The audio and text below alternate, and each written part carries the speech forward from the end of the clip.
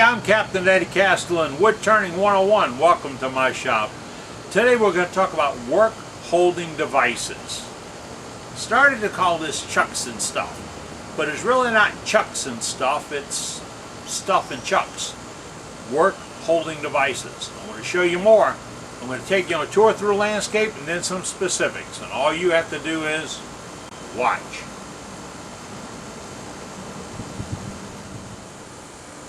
Let's take a tour across the landscape of this and see what we have in work holding. We're going to start, this is a one-way talon.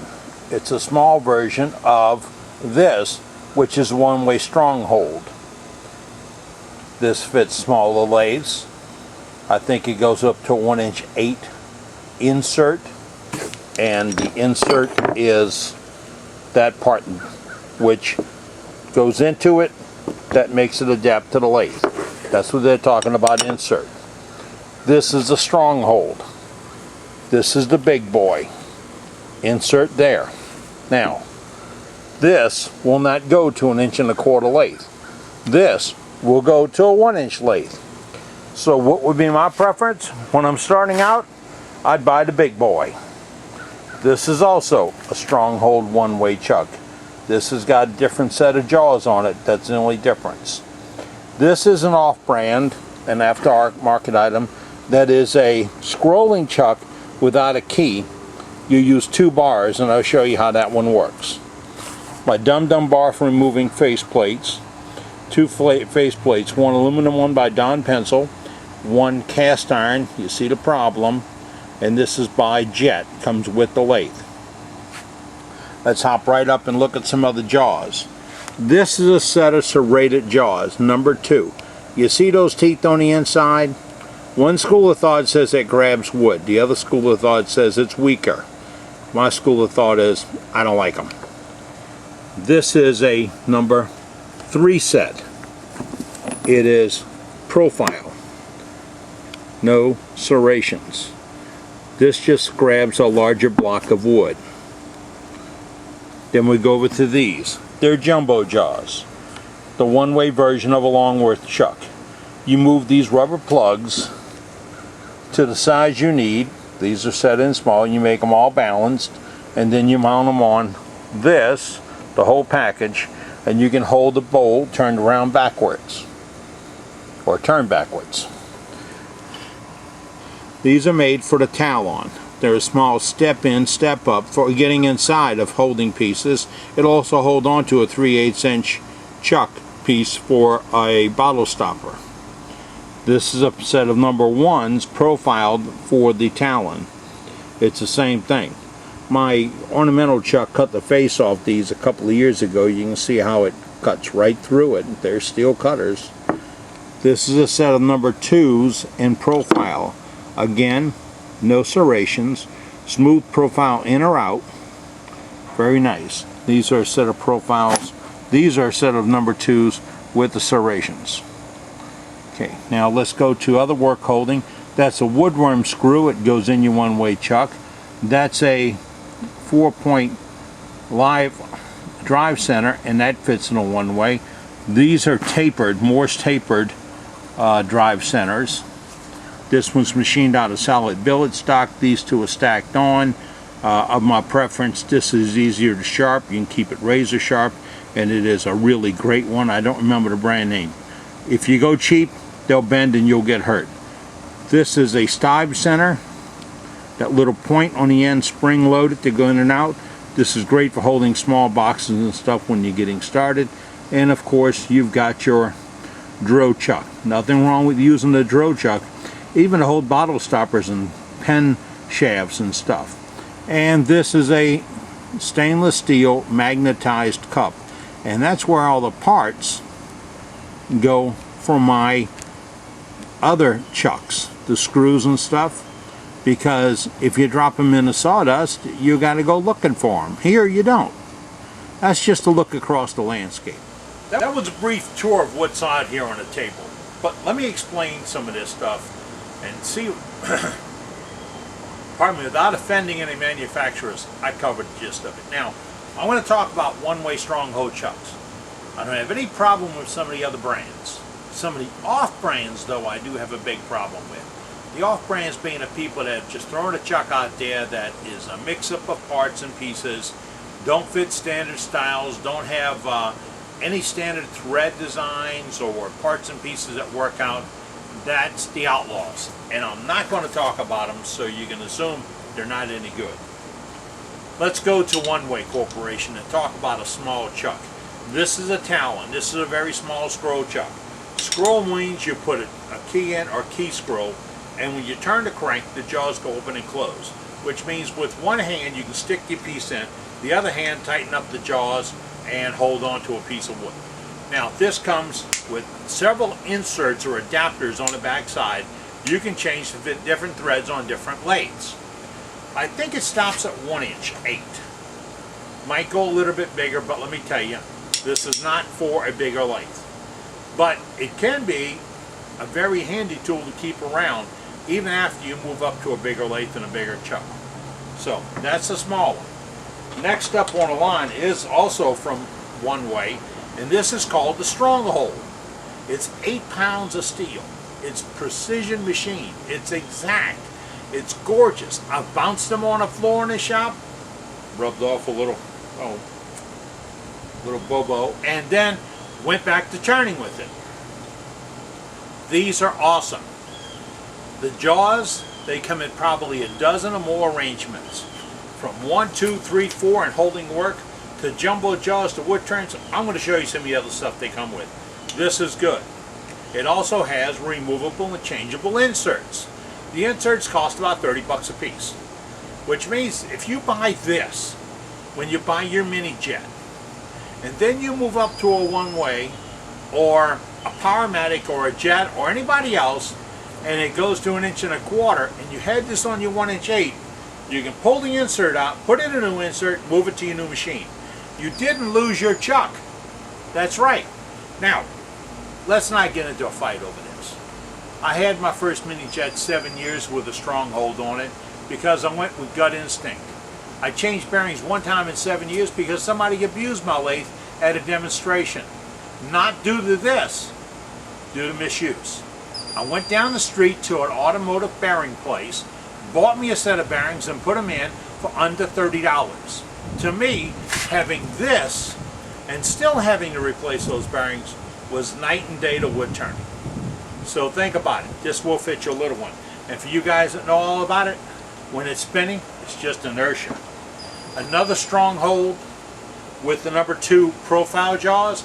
Let's talk about profile. Profiles are smooth on the inside, smooth on the outside, and when you put the right dado or dovetail or piece, this gets better grab than the serrated.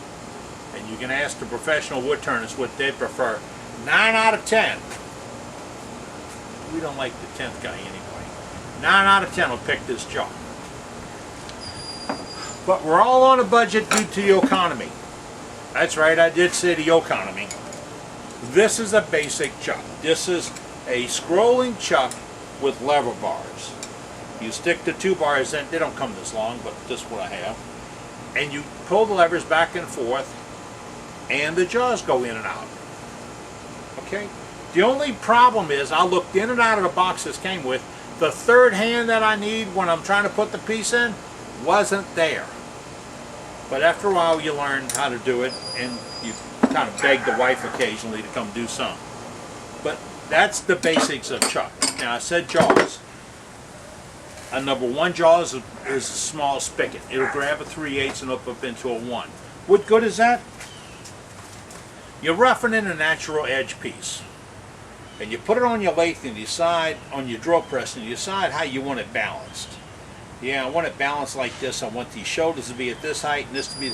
You get it right spot, and you drill a hole about 1 1/4 inch in diameter. And then you take this chuck, these jaws, and you set them into that hole to hold that piece until you put the tendon or square off the back to put your faceplate on or something else. It's step 1 to holding. They're pretty handy for that. They also hold small boxes, jars, birdhouses, and other things really nice. Always keep one set rigged up. And also in the small chuck, they got some step jaws. Now this will open into a, probably that's under a 3/4 inch hole, or 1.25 inches, 1.5 inches, and open to 80%, 90% increase in size. And that'll let you open it to different sizes. Really nifty also. But let me tell you, when you're buying jaws and you're buying different chucks, the jaws for the little chucks don't fit on the big chucks. Don't try to make them go there. They don't belong there. Our good friends in Canada didn't engineer them to go there. They just said, you got a big one, you need a big jaws. You got a little one, you need a little jaws. Don't cross the line. You're going to get hurt. I'm thinking about that because these are, or this is, 2 out of 4 of a jumbo jaw. The jumbo jaw, you replace your jaws with the jumbo jaw, the back plate. And then you adjust these rubber bumpers to get the best fit on your piece. And you do them all the same. I just show you some are small, some can be large. You can hold up to a 17-inch piece. There's a speed limit on this. Yeah, this is not Montana, gang. You have to go down to 1,000 RPMs or less. And if you spin a set with something on it, like a bowl turned around, you'll understand why they suggested that. Now they're not going to come catch you, but they'll send you a card when you're in a hospital and that bowl comes off. They'll do that for you. One thing, let's get into what you'd put into the headstock if you're not going to use a faceplate or jaws or whatever. A drill chuck works really good, not just for drilling, but for holding small pieces. They do make these specialized with rounded jaws so you can hold a 3/8 dowel. I'd still prefer my collet chucks. And the collet goes clean through the headstock and it grabs them with 99% of the surface area. And they're awesome. It's just when I was putting this out today, I forgot to get some out.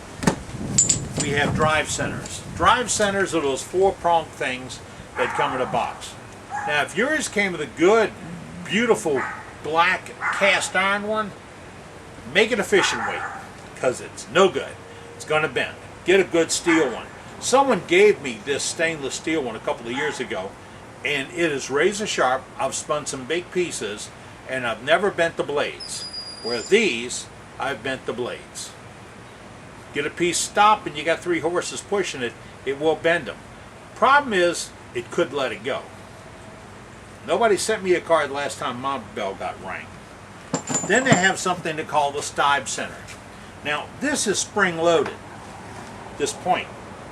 These are handier than you'd believe, because if you're just learning how to turn and you're doing spindles, then you use a stibe center and it's spring-loaded, so if you get a catch, it'll spin, the hook, the point keeps it, and to get restart again, you just tighten up the tailstock about a half a turn, re-engage it and go again. Now, really handy if you're working with wood you know will catch and you don't want to throw it off the lathe or get hurt. And then there's some accessories made by One Way. They have a drive center that fits into their system, and they have a woodworm screw. Screw is like a screw chuck.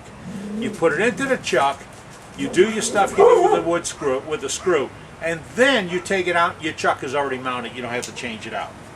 And then finally, face plates. Now this is a nice aluminum faceplate, pretty color too, made by Mr. Don Pencil. You can Google him. He has got some awesome equipment. This is real good quality, countersunk. It's got 8 holes in it, and it is really top-notch, aligned machine. It's got a knockout hole in it. Everything you'd want in a faceplate except the set screw, and you can work that out. Now, when you bought your little cheap lathe, you came with a cast iron faceplate, or just pig iron faceplate, whatever you want to call it. Make a weight out of it. Put it in a pond. Put it at the bottom of a bag. Whatever. This is not good. They only gave it to you because you needed to get one free. That's the truth. Okay. That's a quick lap around work holding stuff. I gotta let you know, the risk I took putting all this on the table at one time. You know what happened if that woman came out here and saw all this? I'd have to tell her it belonged to you. And we hadn't arranged this, so I don't think you'd back me up. But look, From this point on, if she calls, you loan me something, all right? Work holding is real important.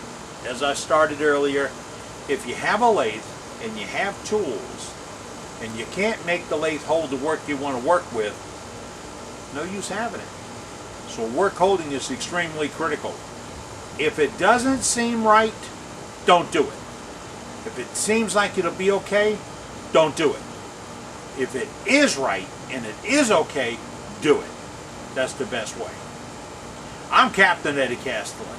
I'm going back to making shavings before she comes out and catches me. I didn't realize this is my freaking retirement sitting here.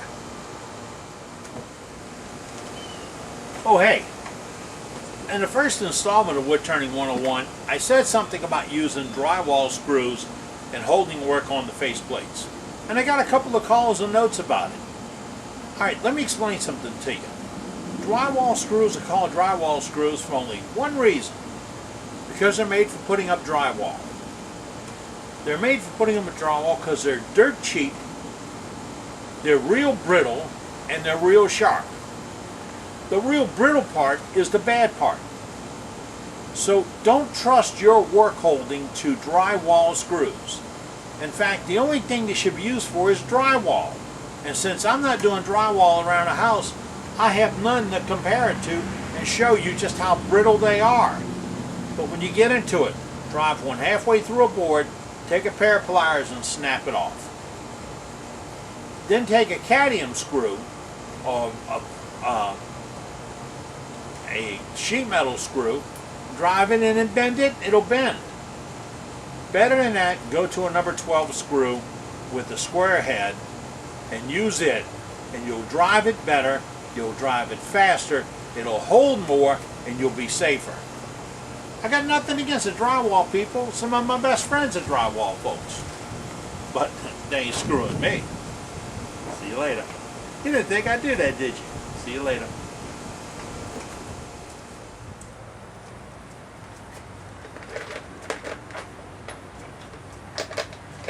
Hey, I got one more tip for you.